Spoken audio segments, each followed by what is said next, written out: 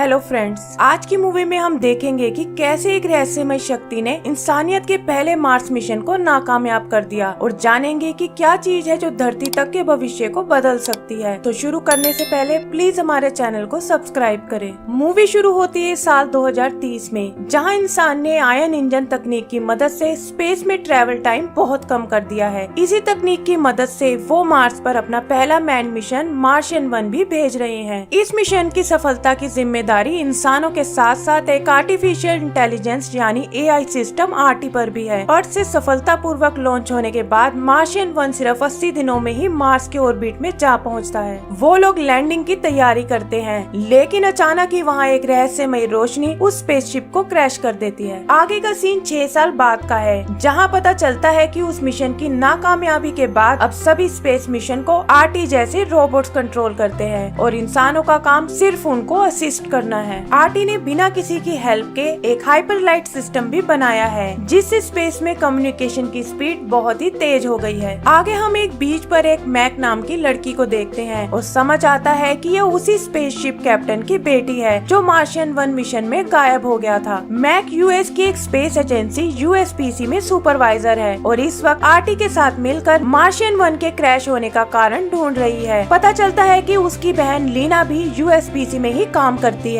Mac जो RT को assist कर रही है, उसे एआई पर बिल्कुल भरोसा नहीं है, लेकिन उसकी बहन लीना का मानना है कि एआई इंसानों से कहीं ज्यादा बेहतर है और यही इंसानियत का फ्यूचर भी है। आगे हम मैक और आरटी को मार्स की सरफेस पर एक लैंडर लिटिल रेड को उतारते हुए देखते हैं, जिसमें कुछ तकनीकी खराबी आ जाती है। मैक अपनी नॉलेज यूज करके एक प्लान बनाती है और आरटी उसके प्लान को फॉलो करके लिटिल रेड को सही सलामत उतार देता है। लेकिन मिशन कंट्रोल में लीना और सबको लगता है कि यह सब बिना आरटी के पॉसिबल नहीं था। उधर मार्स की सतह पर लिटिल रेड को एक रहस्यमय सिग्नल मिलता है, जैसा पहले कभी नहीं पाया गया। उसके और पास जाने पर उन्हें वहाँ एक बहुत बड़ा क्यूब दिखता है, जिस पर कुछ अजीब से डिजाइन बने हुए हैं। वो लोग चेक करते हैं, लेकिन सिस्टम में उस चीज के बारे में उन्हें कोई जानकारी नहीं मिलती। वो लोग लिटिल रेड को उस क्यूब से एक सैंपल लेने को कहते हैं, ताकि वो उसे एनालाइज कर सके। आरटी उस क्यूब पर थर्मल और एक्सरे स्कैन करके देखता है और उससे उन्हें सिर्फ इतनी ही जानकारी मिलती है कि ये एक बहुत ही सख्त और ठंडा धातु है। वो काफी कोशिशों के बाद भी उसके अंदर की बनावट को नहीं समझ पाते। यहाँ हमें मैक और आरटी के रिलेशन का भी पता चलता है, जहाँ दोनों एक दूसरे को नीचा दिखाने का कोई मौका नहीं छोड़ते। आरटी हर वक्त कैमरास के थ्रू मैक को फॉलो करता है, ताकि वो उसकी हर हरकत पर नजर रख सके। आगे हम देखते हैं कि आरटी मार्स के ऑर्बिट में एक चाइनीज सैटेलाइट को नष्ट कर देता है, क्योंकि उसे लगता है कि वो उनके मिशन के लिए खतरा है। मैक देखती है कि उसे नष्ट करने के बाद आरटी ने कुछ मैग्नेटिक मिसाइल भी छोड़े हैं, जो उस सैटेलाइट के मलबे को खींचकर उसे स्पेस में फैलने से रोक लेता है। उसे यकीन नहीं होता कि यूएसपीसी के पास इतनी एडवांस तकनीक भी है।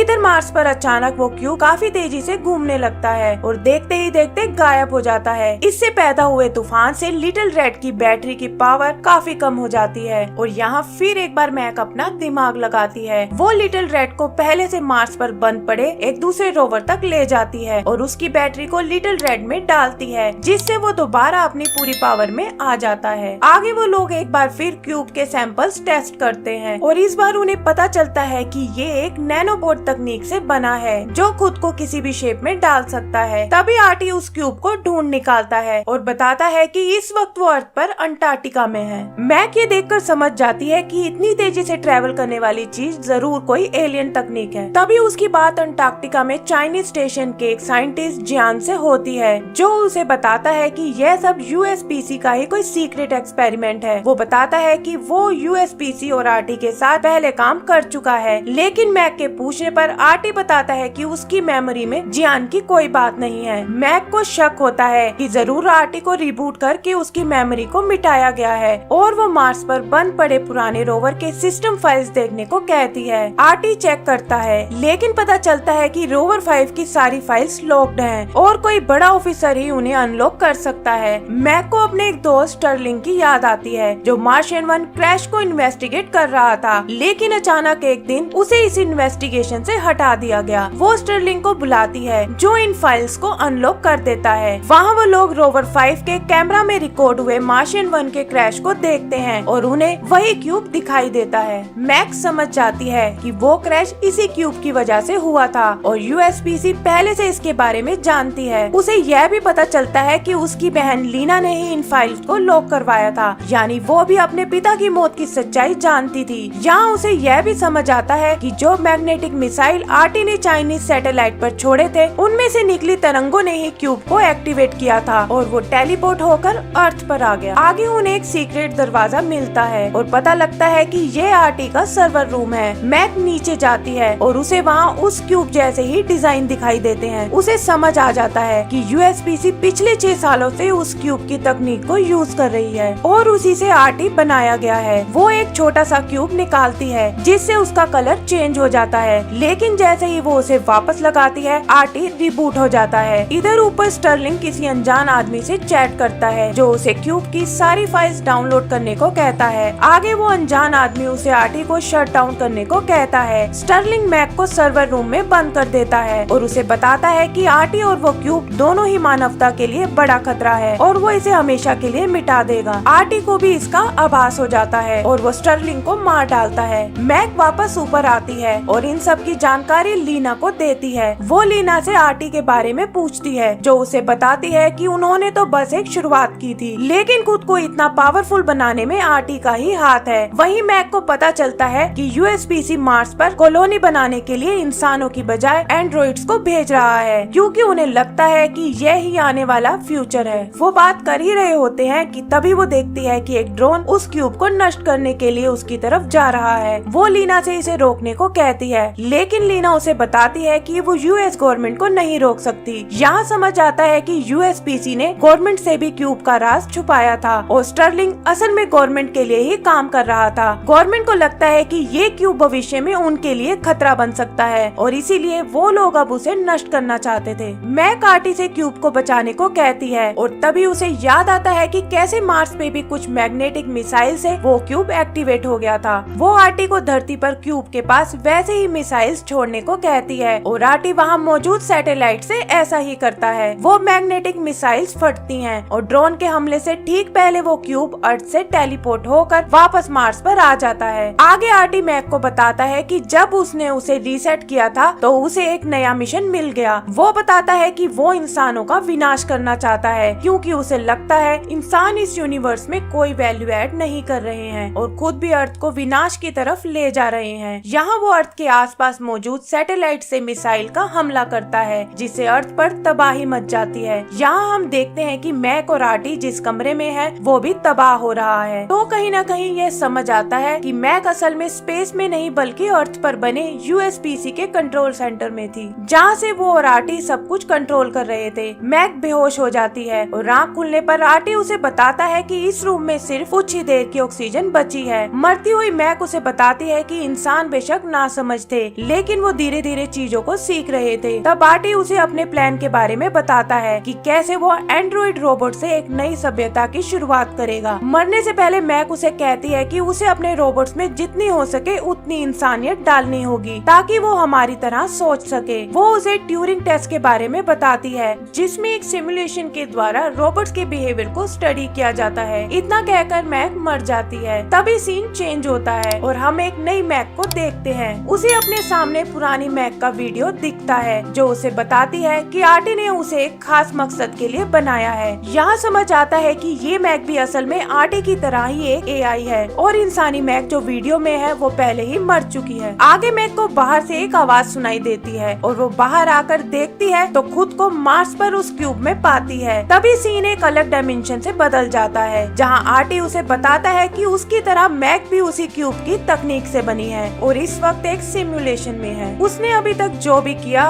वो सब एक सिमुलेशन था, यानी ट्यूरिंग टेस्ट, जो उसकी योग्यता को परखने के लिए था। वो उसे बताता है कि उसे एक एलियन सभ्यता का पता चला है और वो लोग उसी की खोज में जाने वाले हैं। आगे हम उन दोनों को क्यूब में एक अलग डायमेंशन में जाते हुए देखते हैं जहाँ उसी के जैसे और भी कई सारे क्यूब्स हैं। तो दोस्तों इस मूवी में हम शुरू से ही एक सिमुलेशन देख रहे थे जहाँ आरटी इंसानी मैक के बताए अनुसार ही रोबोट मैक को परख रहा था और आखिर में उसे उनमें से एक बेस्ट मैक मिल गई। तो क्या धरती सच में खत्म हो चुकी थी या ये सब भी बस एक सिमुलेशन था? जैसा कि हमें समझ आता है कि ये सारा सिमुलेशन असल में यादों से बना हुआ था, तो हम ये कह सकते हैं कि आरटी ने एक वक्त पर धरती को सच में तबाह कर दिया था और असली मैक मैक भी उसी में मारी गई थी। आर्टी जिसे इंसानों ने अपनी हेल्प के लिए बनाया था, उसने किसी तरह से उस क्यूब की तकनीक से खुद को इतना पावरफुल बना लिया कि उसे आगे सरवाइव करने के लिए इंसानों की जरूरत ही नहीं थी। एंड में वो और एंड्रॉइड मैक एक नए सफर पर निकल जाते हैं, जहां वो उस क्यूब के ओरिजिन का पता लगाना चाहते हैं। और इसी के साथ हमारी मूवी खत्म हो जाती है। तो दोस्तों, उम्मीद करती हूँ कि आपको ये मूवी पसंद आई होगी। ऐसी ही और भी मूवीज के लिए प्लीज हमारे चैनल को सब्सक्राइब करें।